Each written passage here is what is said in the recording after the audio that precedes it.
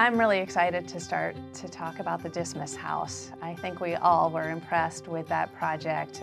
The intentional design, just from even the outside, seeing that small lot and imagining what else could have been there than this perfect project for that location, and to see it grow from what was an 8-unit house to now serving 72 in a location that's perfect with the other amenities that are nearby. What I really loved about this project was the planning.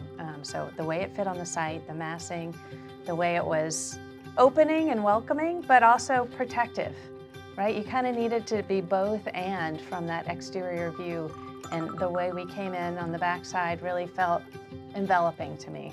One of the best decisions they made, I thought, was opening up the corner unit to be a public space for the residents, right? They recognize that the corner unit is typically where you'd get the highest rents, but their business model isn't based on that.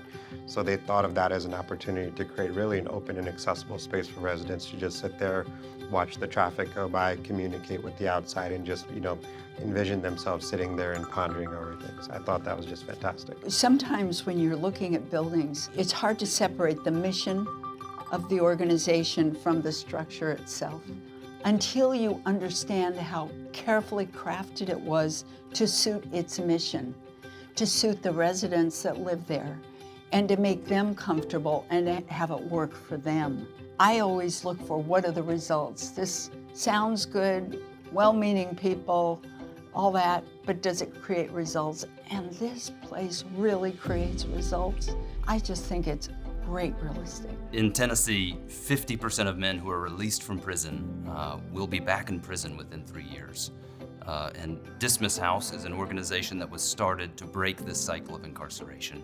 EOA got involved when Dismas asked us about expanding from their current house, which served 8 men at a time, to a new location that would serve up to 72 men. We knew this would be a tremendous challenge, but early on it became very obvious that the design priority for this project was going to be the care of this population. And one of the big things that struck me and was a learning opportunity for us was the need for control, right? These men are coming out of an environment where they have no control. And so little things like having heating and cooling in every room, giving each room large windows that can open, controlling the lights. There's a pantry that gives each man the opportunity to store food and prepare meals for themselves. So things that seem simple, but talking with Kay and understanding the mission of Dismas, knowing how important that is in building a trusting relationship, that Dismas is a place that cares for them and provides for them, but gives them the opportunity to start to take those next steps at becoming a part of society again. One of the key components of the design for this project was establishing floors in the design that are dedicated to the re-entry program that Dismas provides. So men stay for at least 90 days, and there's 2 floors dedicated for rooms for men in that program. And then the 4th floor was set aside for affordable housing.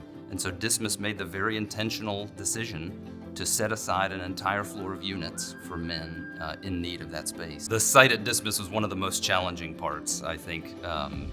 It's really making something out of nothing is what we said a lot during the design process. The half-acre triangular wedge of a site between an active rail line and a very busy street.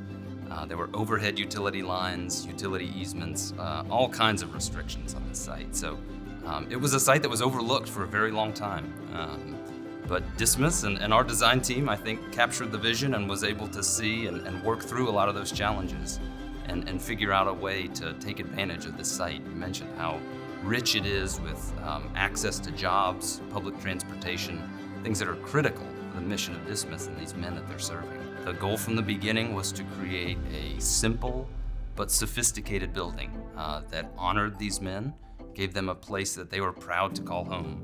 I'm struck by how many times we hear stories of men coming into Dismas for the first time, and they just speak to the hope that they have because of being in such a nice place. It's a great story, I think, that speaks to the power of design related to change and the impact that it can have on their lives.